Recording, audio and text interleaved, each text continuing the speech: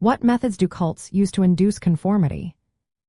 Imagine being in a place where your thoughts, beliefs, and actions are shaped by others around you. That's what some groups aim for when they want members to conform. Cults use a mix of psychological tricks and social pressures to make sure everyone follows their rules. They know that humans have a natural need to belong, so they create tight-knit communities that feel like family. By doing this, they encourage members to look to others for guidance on how to behave and what to believe. This is called social influence, and it works both ways.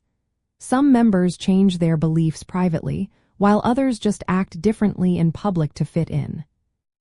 Cults also use a process called de-individuation. This is when people feel less like themselves and more like part of a big group. When this happens, personal responsibility feels less heavy.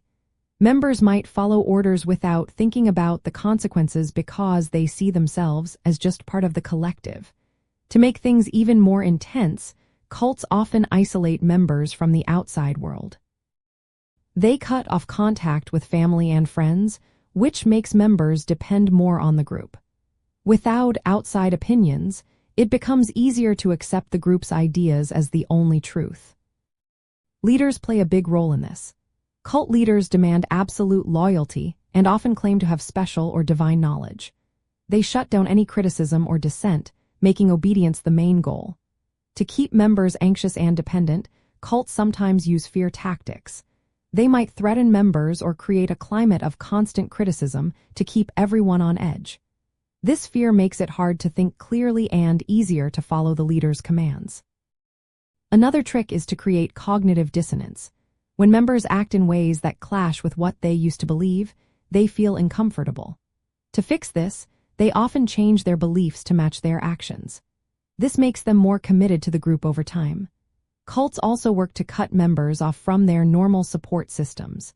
They might encourage celibacy or promote behaviors that disrupt family life, so members relying more on the group for emotional support.